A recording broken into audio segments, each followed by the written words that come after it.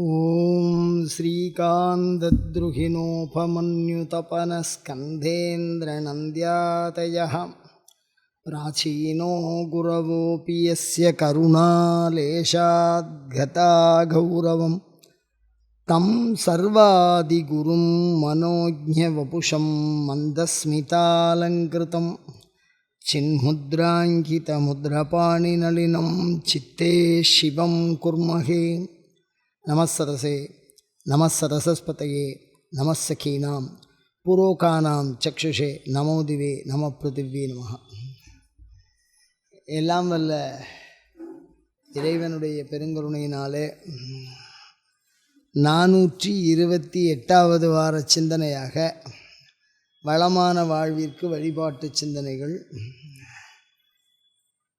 அதில் ஆலயம் சூட்டும் மானுட தத்துவம்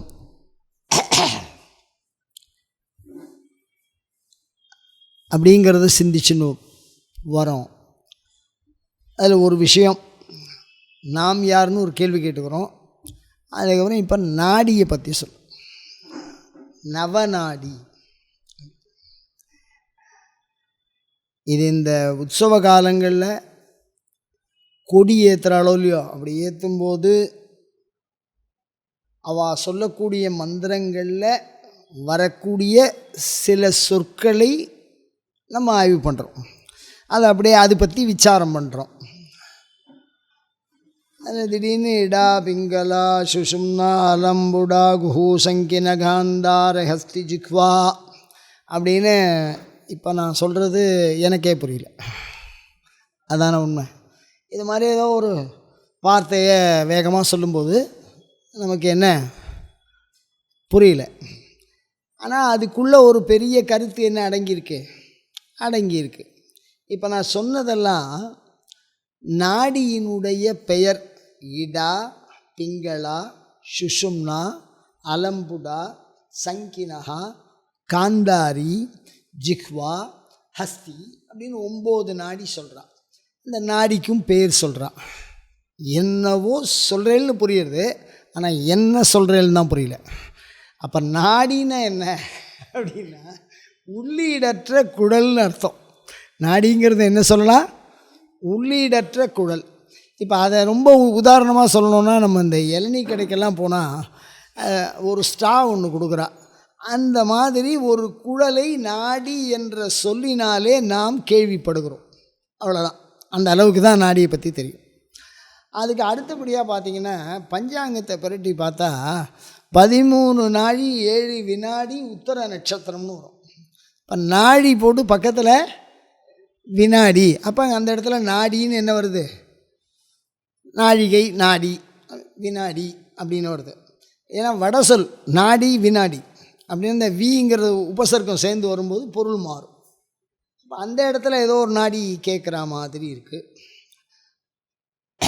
அதுக்கப்புறம் பார்த்தா ஊர் பக்கம்லாம் வைத்தியம் பார்க்குறேன். நான் சொல்கிறது ஒரு 25 ஆண்டுகளுக்கு முன்னர்னு நினைக்கிறேன். அப்படி வச்சுக்கோமே. பிரசவம் வைத்தியம் அப்படின்னா இந்த மாதிரி மருத்துவ துறைகள், மருத்துவமனைகள், மருத்துவ சாதனங்கள் வெள்ளைக்காரன் நம்ம இந்தியாவுக்குள்ளே புகுவதற்கு முன்னால் இருந்த வைத்திய முறையை நான் இப்பொழுது பேசுகிறேன். அப்படி வச்சுங்க. அப்படி பண்ணும்போது ஊர் பக்கம் கிராமத்தில் இந்த மாதிரி இருக்கும்போது வைத்தியர்னு ஒருத்தர் இருப்பார். அவள் பரம்பரையாக வைத்தியம் பண்ணுவாள். அதில் நாடி வைத்தியர்னு ஒருத்தர் வந்தவுடனே அப்படி கையை பிடிச்சி ஏதோ அவர் மாட்டுக்கு ஏதோ அவன் அப்படியே அந்த நோயாளி அப்படியே ரொம்ப டயர்டாக இருப்பார். ஆனால் அவர் வந்து ஏதோ கையை பிடிச்சி ஏதோ பார்ப்பார். அதுக்குள்ளே என்ன இருக்குங்கிறது நமக்கு தெரியல. அவள் நாடி வைத்தியம்னு இருக்கும். இப்போ அந்த இடத்துல நாடிங்கிற சப்தத்தை நம்ம கேள்விப்படுறோம். அப்படி தானே? அதுக்கு அடுத்தது பார்த்திங்கன்னா பதஞ்சலி யோகசூத்திரம் தனியாக எழுதியிருக்காங்க. அந்த யோகசூத்திரங்கிறது நிறையா யோகசூத்திரம் இருக்குது. சைவத்துக்குன்னு தனியாக சைவ யோகம்னே தனியாக. பதஞ்சலி யோகம்ங்கிறது பொதுவாக தரிசன சாஸ்திரத்தில் வரக்கூடிய ஒரு யோகம். வடமொழியில் வச்சுருக்கா. நமக்கு வந்து தனியாக ஆகமங்களில் பார்த்தா இந்த தருமை குருமகா சன்னிதானுடைய முதல்வர் அவர் ஒரு நூலில் எழுதியிருக்கார். அதுக்கு பாஷ்யம் எழுதியிருக்கிறதுல பார்த்தா சைவ யோகம்ங்கிறது ஒன்று தனியாக இருக்குதுன்னு சொல்கிறான். இப்போ ஏன் இதெல்லாம் நம்ம பேசுகிறோம் அப்படின்னு சொன்னால், அதில் ஒரு வார்த்தை வருது. என்ன வருது அப்படின்னா, நாடி சுத்திஷு மந்த மந்த முதரம் சம்பூரயேத்வாமதா சேந்தோர் பாஹ்ய சமீரணே நமிகிரை காலை கிரமாத் கும்பகம். இதுக்கு நீங்கள் பேசாமலே இருக்கலாம். ஐயா, எனக்கு சுத்தமாக புரியல அப்படின்னு. ஏதோ ஒன்று சொல்கிறேள், ஏதோ ஒரு ஸ்லோகம் மனப்பாடமாக சொல்கிறேள் அப்படிங்கிறது மாத்திரம்தான் புரியுறது.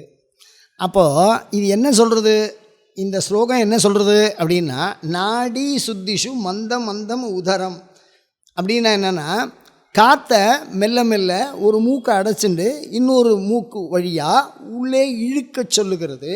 அப்படி சொல்கிற பொழுது அதுக்கு காரணம் என்ன? பிராணாயாமம். காற்றை வலி அடக்கம்னு தமிழில் சொல்கிறோம், காற்றை பிடிக்கும் கணக்குன்னு சொல்கிறோம். அதில் ஏதோ ஒரு கணக்கு வச்சுருக்கா. நம்ம என்னமோ சங்கல்பம் பண்ணும்போது இப்படிங்கிறா நம்மளும் அதே மாதிரியே என்ன போய்டுறோம். இப்போ நான் தவறாக சொல்லலை, தயவு பண்ணி சொல்கிறேன். இந்த நாடிங்கிற சப்தத்துக்கு நான் வியாக்கியானம் கொடுக்குறேன், வேறு எந்த விஷயத்துக்குள்ளும் வேறு இதில் எந்த உள் விஷயமும் இல்லை இதில்.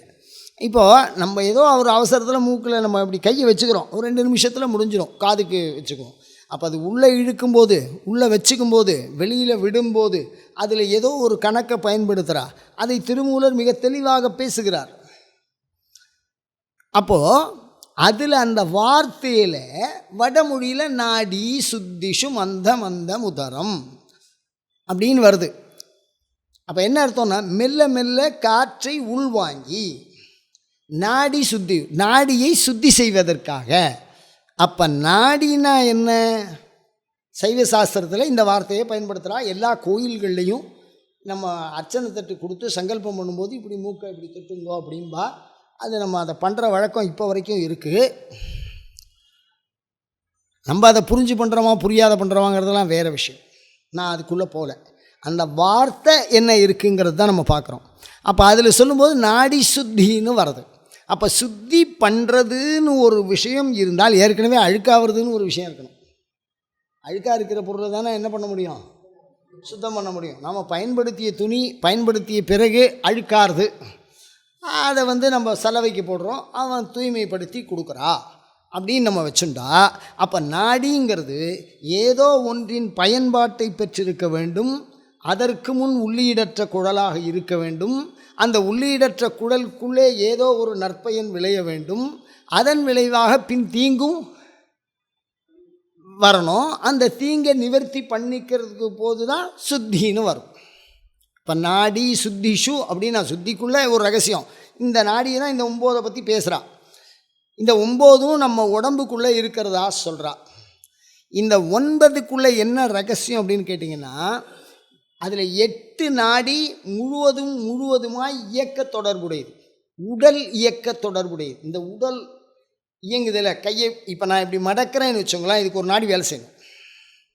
நான் உங்கள்கிட்ட பேசுகிற நோல்வி, இப்போ இப்படி பேசுகிறதுக்கு நான் மனசில் கற்பனை பண்ணி என்னுடைய எண்ணத்தை எழுத்தாக்கி, எழுத்தை சொல்லாக்கி, சொல்லை பொருளாக்கி, பொருளை ஒளியாக்கி, உங்கள் செவிப்பறைகளின் ஒளியாக்கி, உங்கள் உள்ளத்தை உள்ள எண்ணத்திலே பதிப்பதற்கு செய்கிற முயற்சி, இவ்வளோ விஷயம் இருக்குதுல்ல. இப்போ இதுக்குள்ளே இருக்கிறது நாடி. இந்த நாடி வேலை செய்யலைன்னா என்னால் என்ன பண்ண முடியாது, பேச முடியாது. சில பேருக்கு பேச்சு வரலைங்கிறோம், சில பேர் கீச்சு குரலுங்கிறோம், சில பேர் அருமையாக பாடுறா, அந்த அபியாசத்தோடு இருக்குது. அந்த மாதிரி விஷயம். இப்போ நம்ம என்ன சொல்கிறோம் அப்படின்னா, இந்த உள்ளீடற்ற குழல் அப்படிங்கிறத நம்ம எதை சொல்கிறோன்னா, நான் ஆங்கிலத்தில் ஒன்று சொல்கிறேன், அது எந்த அளவுக்கு பொருத்தம் அந்த சாஸ்திரத்தில் எனக்கு ரொம்ப பிரவர்த்தி இல்லை. பிளட் வெசல்ஸ்ன்னு சொல்கிறாளோ இல்லையோ, அதை தான் நாடின்னு சொல்கிறோமோ அப்படின்னு ஒரு சின்ன சந்தேகம் இருக்குது. என்ன அப்படின்னா, அதுவும் பொருந்தி வருதான்னு நம்ம பார்ப்போம். இப்போ என்ன அப்படின்னா, நம்ம உடம்பில் இரத்தம் சுழற்சி வேலை செய்யுது. அது எல்லாருக்கும் தெரிஞ்ச விஷயமா இருக்குது. அப்படி சுழற்சி வேலையை செய்கிற பொழுது நம்ம நின்றுருக்கோன்னு வச்சோங்களேன். இப்போ கீழேருந்து மேலே தூக்கிட்டு போகணும், மேலேருந்து கீழே வரும்போது தானாக என்ன வந்துடும். அப்போது இப்போ ஒரு பைப்பு வழியாக ஏதோ ஒரு விஷயத்தை அனுப்புகிறோம், ஒரு விஷயத்தை எல்லாருக்கும் சொல்லிட்டு வரோம். இப்போ செய்தி சொல்லணும்னா ஆற்றுக்கு போய் பத்திரிக்கை வையினா அவளுக்கு கொடுத்துட்டு வரோம். அந்த மாதிரி ஏதோ ஒரு விஷயத்தை ஒரு பைப்புக்குள்ளே வச்சு என்ன பண்ணிகிட்டே இருக்கோம், உள்ள சுழற்சியில் அனுப்புகிறோம். அந்த பைப்பானது முதல்ல அப்படி உள்ளே போய் அது வழியாக ஏதோ ஒரு இடத்துக்கு போகிறது, ஏதோ ஒன்றை கொடுக்கறது, ஒரு வஸ்து அங்கே விநியோகம் பண்ணுறது, விநியோகம் பண்ணிவிட்டு திருப்பி அங்கேருந்து வரும். கீழே வரும்போது அங்கேருந்து ஒரு பொருளை என்ன பண்ணு வரும், எடுத்துன்னு வரும். எடுத்துன்னு வந்ததை வேறு ஒரு இடத்துல கொண்டு வந்து கொடுக்கும். அப்போ ஒரு இடத்துல வாங்கிறது, இன்னொரு இடத்துல கொடுக்கறது. அப்படி வரும்போது இந்த நாடிக்கு ஒரு அசுத்தம் ஏற்படுறது. அப்போ எதை சுத்தம்னு சொல்கிறோம் அப்படின்னா, சுத்தமான ரத்தத்தை எடுத்துன்னு போய் எல்லா உறுப்புகளுக்கும் அது சப்ளை பண்ணுறது. எல்லா உறுப்புகளுக்கும் அதுதான் பெட்ரோல் போல இருக்குது இந்த ரத்தம். அதை தான் அமிர்தம்னு சொல்லியிருப்பாளோ என்னவோ தெரியல. ஏன்னா யோக சாஸ்திரம் நம்ம ரொம்ப நுட்பமான வாசிகளை பயன்படும். அமிர்தம்னா என்ன அப்படின்னா, மனிதனுக்கு நினைவு சக்தி எப்போ குறையும் அப்படின்னா, ரத்த ஓட்டம் மங்குகிற பொழுது குறைஞ்சிரும். ரத்த ஓட்டம் இருக்கும்போது மயங்கி அப்படியே கீழே விழறான்னு வச்சுக்கோ, எங்கே விழுந்தேன் எங்கே ஏந்தேன் தெரியலேங்கிறான், லோ ப்ரெஷர். அப்போ அந்த ரத்த ஓட்டத்தினுடைய அளவு குறைகிற பொழுது மனிதன் நினைவை இழக்கிறான். அதிகமாகிற பொழுது சில பாதிப்புகள் ஏற்படுது, அது மிகுதியினால் இழக்கிறான். எப்படியா இருந்தாலும் அந்த நினைவோடு அதுக்கு ஒரு தொடர்பு என்ன இருக்குங்கிறத நம்ம ஓரளவுக்கு ஒரு சாராம்சமாக புரிஞ்சுக்கிறதுக்காக சொல்கிறேன். இப்போ என்ன ஆகுதுன்னா, இந்த நாடி வழியாக எல்லா உறுப்புகளுக்கும் ஏதோ ஒரு ரத்தம், அந்த எல்லா உறுப்புகளும் அந்த ரத்தத்துலேருந்து ஏதோ ஒன்று எடுத்துக்கிறது, ஏதோ ஒன்று பயன்படுத்திக்கிறது. ஒவ்வொரு உறுப்பும் தன்னோட அழுக்கை அதே வெசலில் போட்டு என்ன பண்ணி விட்டுருது, அனுப்பி விட்டுறது. அப்படி எடுத்துன்னு போகிற வெசலுக்கு ஒரு வசதி இருக்கும், இந்த அழுக்கை எடுத்துன்னு வர வெசலுக்கு ஒரு வசதி குறைவாக இருக்கும். என்ன விஷயம் அப்படின்னு கேட்டால், இப்போ மேலே கொண்டு போகிறோம், மோட்டர் போட்டு மேலே ஏற்றுறோம் அப்படின்னா, அந்த தண்ணி மேலே போகிறது கீழே வராமல் இருக்கிறதுக்கு ஒன் வே வால்வுன்னு பேர். அந்த வால்வாக இருக்கும். அப்போ மேலே ஏறுறது பாதி ஒரு 600 அடி ஏறணும், அதில் 4 அடி தான் ஏறி இருக்கு. அப்போ திருப்பி கீழே வராமல் இருக்கிறதுக்கு என்ன பண்ணோம், அங்கே ஒரு வால்வு, ஏறினது திருப்பி வராது, திருப்பி மேலே இப்போ கீழே வரும்போது ஒன்றும் பிரச்சனை இல்லை, சர்றன்னு வந்துடும். அப்படி தானே? அப்போது இந்த நாடிங்கிறது உள்ளுக்குள்ளே ஏதோ ஒரு விஷயத்தை கண்ட்ரோல் பண்ணுறது. அந்த ஓட்டத்தில் அதனுடைய அதிர்வுகளை வச்சு, ஒரு விதமான அதிர்வு அந்த பைப்புக்குள்ளே அந்த வஸ்து போகும்போது ஒரு விதமான அதிர்வை ஏற்படுத்துது. அந்த அதிர்வுகளை வச்சு வைத்தியம் பண்ணுறான். அந்த அதிர்வுகளுடைய அமைப்பு ஒரு தடவை 2 தடவை நிமிடத்தை, இப்போ இந்த இடம் அப்படின்லாம் ஏதோ தொட்டு பார்க்குறான், அதில் டக்குன்னு ஏதோ அடிக்கிறது, அந்த அதிர்வை கண்டுபிடிக்கிறான். அதை வச்சு சரீரத்தில் என்ன வியாதி இருக்குது, குழந்தை பிறக்கிறது, ஆண் குழந்தையா பெண் குழந்தையா, அதெல்லாம் கண்டுபிடிச்சிருக்கா. பிரமாதமான வைத்தியர்கள்லாம் அந்த காலத்தில் இருந்திருக்கா, நாம் இழந்துட்டோம். அப்போ இப்போ இல்லையா சார் அப்படின்னா, தயவு பண்ணி அது மாதிரிலாம் நினச்சிக்காதீங்க. நான் இந்த விஷயத்துக்காக மாத்திரம்தான் இதை சொல்கிறேன். ஏன்னா அந்த கலை நம்மக்கிட்ட இருந்திருக்கு. ஒரு கையை பிடிச்சிட்டு உள்ளே என்ன நடக்குதுங்கிறத ரொம்ப தெளிவாக சொல்லக்கூடிய அம்சம் உடையவர்கள் இருந்திருக்கிறார்கள். டைகனைசிங் சிஸ்டம் எங்கேயோ போயிடுத்து இப்போல்லாம். நான் அதை சொல்லலை, விஞ்ஞானத்தினுடைய வளர்ச்சி, நான் அதை சொல்லலை, அந்த விஷயத்துக்கு போல. இப்போ நாடிங்கிற விஷயத்துக்குள்ளே நம்ம இருக்கோம். அது பழைய காலத்தில் இருந்திருக்க அந்த முறை, இப்போ அது கொஞ்சம் கொஞ்சமாக குறைஞ்சிட்டு வருது. அந்த நாடியை பற்றி புரிய வைக்கிறதுக்கு முயற்சி பண்ணுறேன், வேறு எந்த உள்நோக்கமும் இதில் இல்லை. இப்போ ஏன் இதை சொல்ல, திருப்பியும் உங்கள் பாதக விலங்குகளை விழுந்து கேட்டுக்கிறேன். ஏன்னா எதையாவது ஒரு விஷயம் தப்பாக பண்ணக்கூட பிரச்சனை தான் அது. இப்போ என்னென்னா, இந்த நாடிங்கிறது 9 முக்கியமாக நோட் பண்ணி, அதுவும் துவஜஸ்தம்பம் மேலே கொடியேற்றும் போது இந்த நாடியை சொல்கிறான். இடா, பிங்களா, சுஷும்னா, அலம்புடா, குகை அப்படின்னாலே ஒரு நாடிக்கு பேர். குகன்னா முருகனுக்கு பேர். யோசிச்சு பாருங்கள். ஷார்ங்கினே சங்கினே அப்படின்னு சொன்னால் சங்கு வச்சுருக்கிறோம், விஷ்ணுவுக்கு பேர். காந்தாரி அப்படின்னா ஒரு கதாபாத்திரத்தினுடைய பேர். மகாபாரதத்தில் வரக்கூடிய ஒரு மகா பதிவிரத, கணவன் குருடனாக இருக்கிறான், பிறவி குருடனாக இருக்கிறான் என்பதற்காக தன் கண்களை கட்டிக்கொள்ளுகின்ற ஒரு மகா பதிவிரத, அவள் காந்தாரின்னு அவளுக்கு பேர். அவளுடைய சிறப்பு என்ன தெரியுமா? மிகப்பெரிய சிறப்பு. துரியோதனன் அப்படிங்கிற ஒரு ஆள் கடவுளே வந்தால் கூட அதை தடுக்க முடியாது. அந்த அம்மா கண்ணை திறந்து ஒரு பார்வை பார்த்துருக்கு அந்த உடம்பை. நம்மால் போனவர் லோகக்ஷேமத்துக்காக இப்படி அம்மா கிட்ட போய் இப்படி போகலாமான்னு அவன் கட்டின்னு போனான். அதனால் அந்த இடத்துலேயே அடிபட்டான். அதனால் பலராமர் கோச்சின்னு போகிறார். என்னடா ஒரு சுத்த வேறுன தொடையில் அடிக்கிறேன் அப்படிங்க. அவன் அங்கே தவிர வேறு எங்கே அடித்தாலும் சாக மாட்டான். புரிஞ்சுங்கோ. அப்போது அந்த அம்மாவனுடைய காந்தாரிங்கிற பேர் ஒரு நாடிக்கு வச்சுருக்கான் பாருங்கள். அதுக்கு சொல்கிறேன், அந்த அம்மாவனுடைய ஆற்றலை கவனித்து பாருங்கள். கணவன் இயற்கையாகவே அதனால் தான் பண்ணிக்கிறா. அந்த கண்ணுக்கு எப்பேற்பட்ட ஆற்றல் இருக்கு, அதை ஒரு தடவை திறந்து பிள்ளைக்காக பயன்படுத்துகிறாத அந்த டோட்டல் எனர்ஜியும். அவன் மாத்திரம் அன்றைக்கி நிர்வாணமாக போயிருந்தான்னா மகாபாரதம் முடியாது. மகாபாரதம் அவ்வளோ வல்லம் இருக்கு அந்த ஆற்றலுக்கு, காந்தாரிக்கு. அதை ஒரு நாடிக்கு பேராக வச்சுருக்கான். அதனால் யோசிக்கணும், ஹஸ்தினா யானைக்கு பேர், பிள்ளையாருக்கு பேர், குகானா முருகனுக்கு பேர், இதெல்லாம் நாடி பேராக வச்சுருக்கான். ஹஸ்தி, ஜிக்வா அப்படின்னா நாக்கு, சரஸ்வதிக்கு பேர். இதில் ஏதோ ரகசியம்லாம் இதில் இருக்குது போல இருக்கு. அது பேர் வரைக்கும் தான் நம்ம புரிஞ்சுக்கிறோம், அதுக்கு மேலே உள்ள ஒன்றும் போல. இப்போ இந்த நாடிக்கு போய் இந்த பேரை வைக்கிறோம் அப்படின்னு சொன்னால் அது சம்மந்தமான ஏதோ தொடர்பு அதுக்கு இருக்குது அப்படிங்கிறத தான் நம்ம புரிய வைக்கிறதுக்கு முயற்சி பண்ணுறோம். இப்போ இந்த மாதிரி 9 நாடி இருக்குதுன்னு சொல்கிறா. இந்த நாடி தான் அனைத்து உறுப்புகளுக்கும் இந்த ரத்தத்தை எடுத்துன்னு போய் கொடுக்குற, ரத்தம் ஓடுறதுங்கிறதுனால ஓடக்கூடிய வஸ்து அந்த வெசல்ஸ் அப்படிவா இருக்குன்னு ஒரு விஷயம் பண்ணுறோம், யோசிக்கிறோம். அப்படி 9 நாடியை மாத்திரம் பிரித்து கொடுக்குறா. அப்படின்னா அந்த 9க்குள்ளே என்ன ரகசியம் இருக்குன்னா, பொதுவாக இப்போ நம்ம ஏதாவது ஒரு வஸ்துவை பகுப்பாய்வுன்னு சொல்லுவாள். பகுப்பாய்வுனா ஒன்றை வெட்டி பார்க்குறது, இது உள்ளே என்ன இருக்குது, அது உள்ளே என்ன இருக்குது, அது உள்ளே என்ன இருக்குது. இப்போ நம்ம தேங்காவை வச்சுக்குவோம். நம்மளும் தேங்காவை ஆராய்ச்சி பண்ண மாதிரி உலகத்தில் எந்த சமயமும் ஆராய்ச்சி பண்ணிக்க முடியாது. இளநீம்பா, அபிஷேகம்பா, கொப்பரை தேங்காய்மா குண்டத்தில் போடுறதும்பா, மற்ற தேங்காய்மா தாலியை வச்சு மஞ்சளை வச்சு கொடுப்பான், குடுமியை கொஞ்சம் மாத்திரம் வச்சு தேங்காய் உடைக்கிறதும்பா. குடுமியெல்லாம் எடுத்துட்டு மேலே இருக்கிற முடியெல்லாம் எடுத்துட்டு அது உள்ள ஓட்டையை விட்டு அது உள்ள நெய்யை ஊற்றுவான். எப்படிலாம் பயன்படுத்துகிறான் பாருங்க. அப்படியே போடுவான். தேங்காய் சாதம்பா, நைவேத்தியம்பா. அப்புறம் தேங்காய் எண்ணெய் விளக்கும்பா. தேங்காவில் எப்படியெல்லாம் கண்டுபிடிச்சிருக்கான் பாருங்க. அதுவும் அந்த தென்னை மரத்தை விட்டு வைக்கிற மாதிரியே இல்லை. வாழ்க்கையில் இந்துவாக பிறந்தவன் இந்த தென்னை மட்டையை ஒரு நாள் பார்த்தே ஆகணும். கோச்சுக்காதீங்க, எதுக்கு சொல்கிறேன்னா எப்படிலாம் பயன்படுத்திருக்கான் பாருங்க. அது மாதிரி ஒரு சின்ன சின்ன விஷயம் அப்படி நம்ம பகுப்பாய்வு பண்ணுறோம்.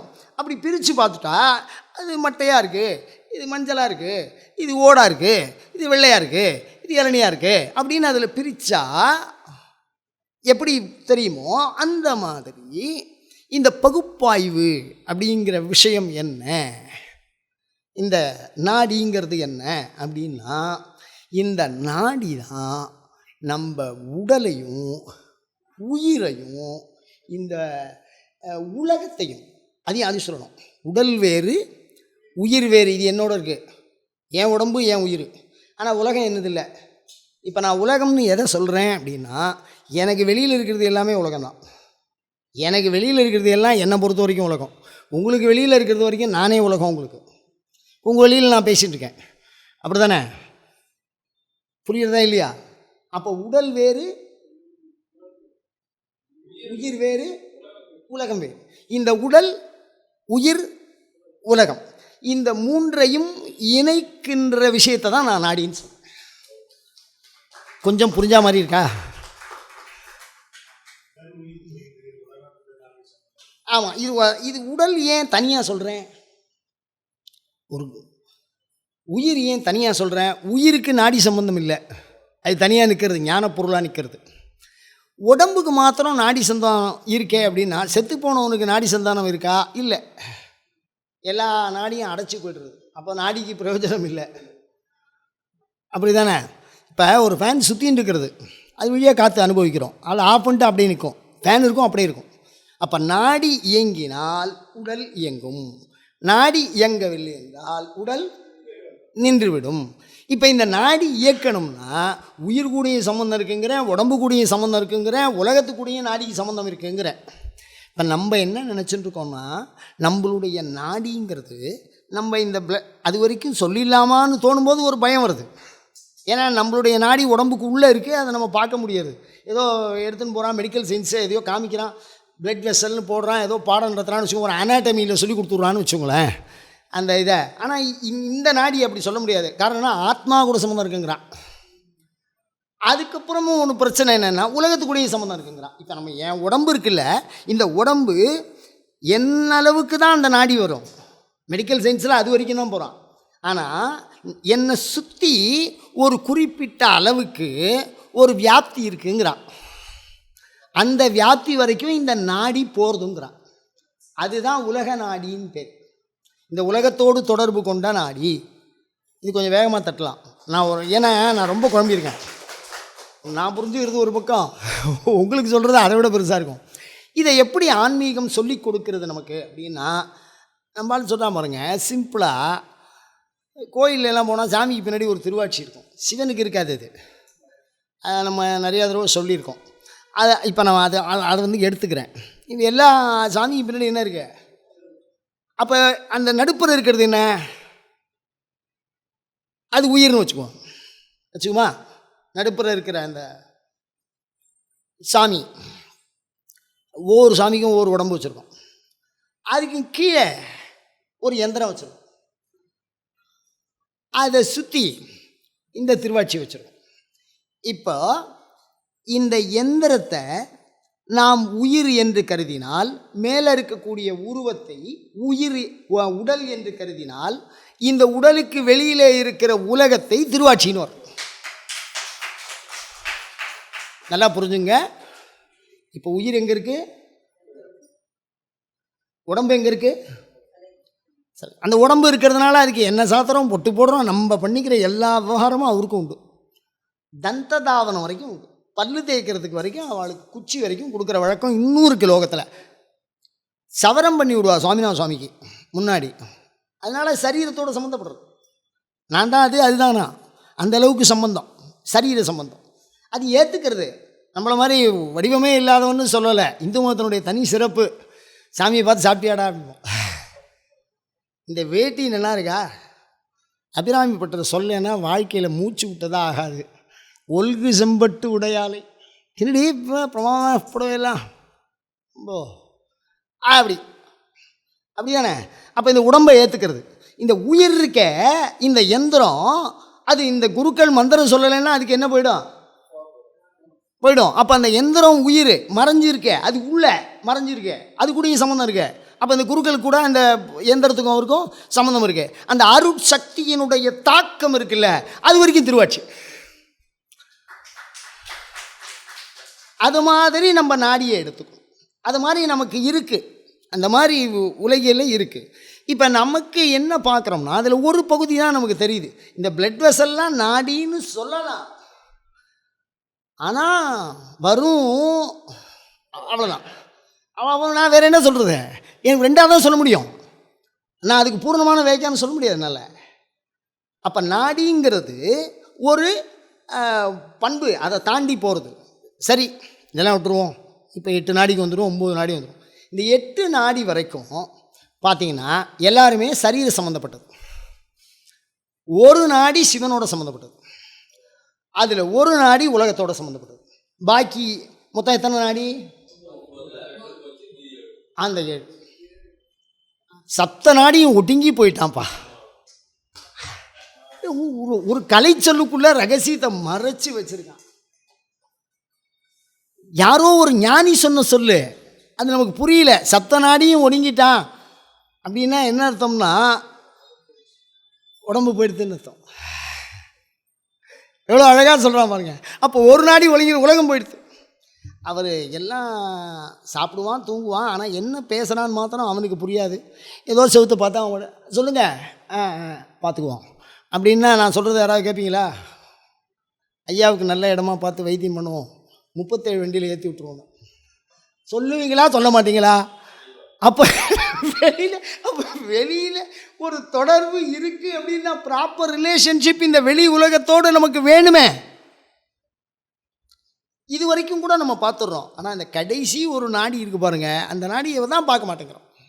அந்த ஒரு நாடியை பற்றி தான் ஆன்மீகம் பேசு. எந்த ஒரு நாடியை பற்றி? அந்த ஒரு நாடியை தான் அதுக்கு பெரிய நோட்ஸே. அந்த ஒரு நாடி சிவத்தோடு இந்த நாடிக்கு தொடர்பு இருக்குது.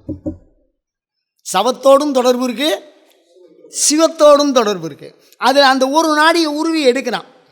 அந்த ஒரு நாடிக்குள்ளே தான் இந்த பிராணசக்தி போயிட்டு வருது, குட்டிலா சக்திங்கிறது போயிட்டு வருது, குண்டலினி சக்திங்கிறது போயிட்டு வருது. அதுக்கு வேறு வேறு பேர் வைக்கிறா. ஒவ்வொரு சமயத்தில் ஒவ்வொரு சாமியை வைக்கிறா. ஒருத்தர் விஷ்ணுங்கிறா.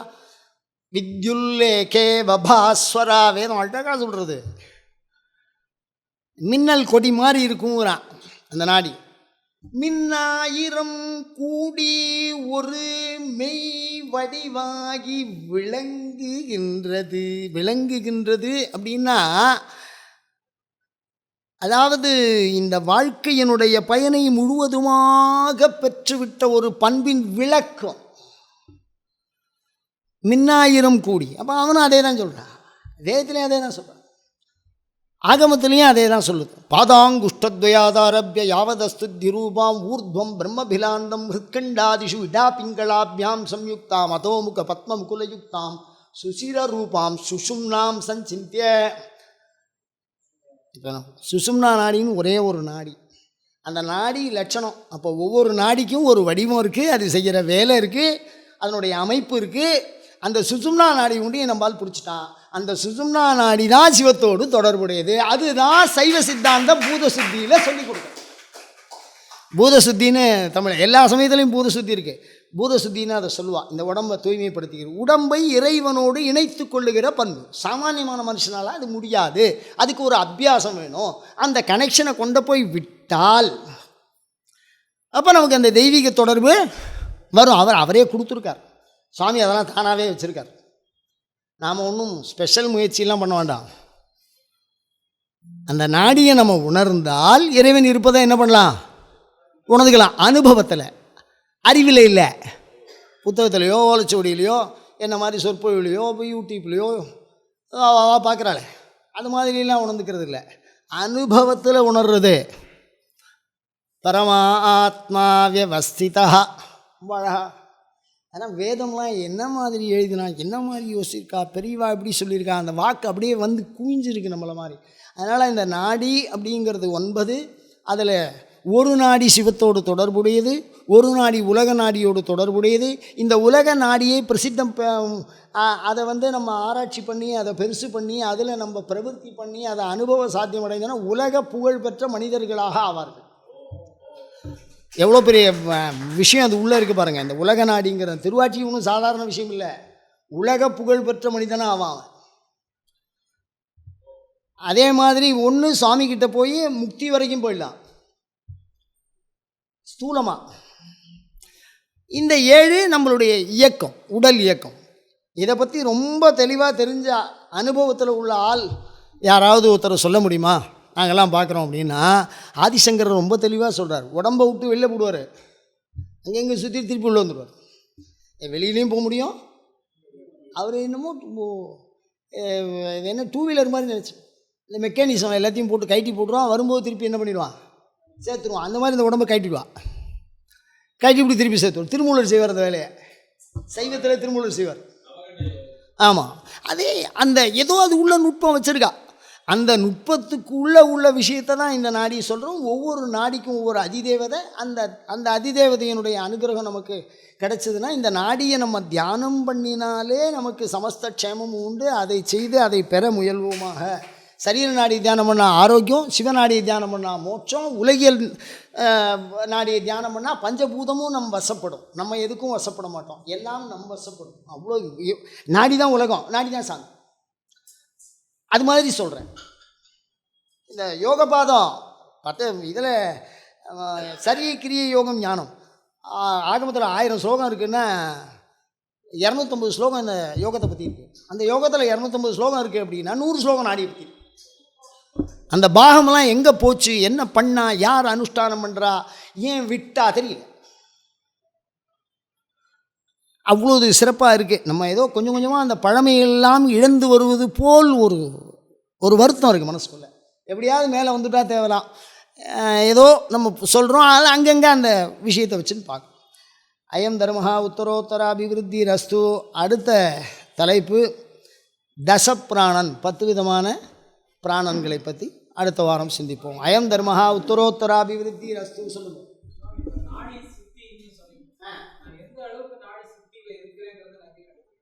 நாடி சுத்திங்கிறது பிராணாயாமம், காற்று இருக்குல்ல, அந்த காற்றுக்கு மந்திர பிராணாயாமம்னு சொல்கிறா, இல்லை காற்று அளவு வச்சு உள்ளே இழுக்கிறது. அதை முறையாக செய்தால் இந்த நாடி சுத்தி தானாக வரும்னு சொல்கிறா. அப்படி சுத்தி வந்துருத்துங்கிறதுக்கு என்ன அடையாளம்னா, பிராணாயாமம் வர வர வர வர உடம்பு காற்று மாதிரி இருக்கும், வெயிட்டாக இருக்காது. ஒரு வியாதியும் நம்மக்கிட்ட வராது, வான்னு சொன்னாலும் வராது. அவ்வளவு சிறப்பு இந்த நாடி சுத்திக்கு இருக்கு. நாடி சுத்தியாக இருந்தால் என்னது, அப்போ போக போக நாடி என்ன ஆகும்னா, இந்த சரீர நாடி சின்ன வயசில் சுத்தியாக இருக்குது, அது நல்ல சந்தோஷமாக இருக்கு. கொஞ்சம் எங்களை மாதிரி வயசு, இன்னும் கொஞ்சம் மேலே வயசு, எல்லாம் என்ன ஆகிடுது, அடைப்பு. அந்த நாடியெல்லாம் என்ன ஆகிடும், அடைச்சிரும். அடைச்சா உடல் பாதிக்கும், மேலே இருக்கிற சிவம் மறைஞ்சு போயிடும், வெளில இருக்கிற உலகம் மறிக்காது. அவ்வளோதான விஷயம். அப்போ அதை அடைக்க அடைக்க அசுத்தம், சுத்தம் பண்ண அதை எப்படி சுத்தம் பண்ணலாம் அப்படின்னா, மந்திர யோகத்தினாலையும் சுத்தம் பண்ணலாம், பிராணாயாம யோகத்திலையும் சுத்தம் பண்ணலாம். அது ஒரு பெரிய டைட்டில், ஒரு பெரிய சாப்டர். அதுக்குள்ளே நம்ம சும்மா அதுக்குள்ளே சைவம் அப்படி தொட்டு அப்படி காமிச்சு அப்படி உள்ளே போகிறது. அயம் தர்மஹா உத்தரோத்தராபிவிருத்தி ரஸ்து.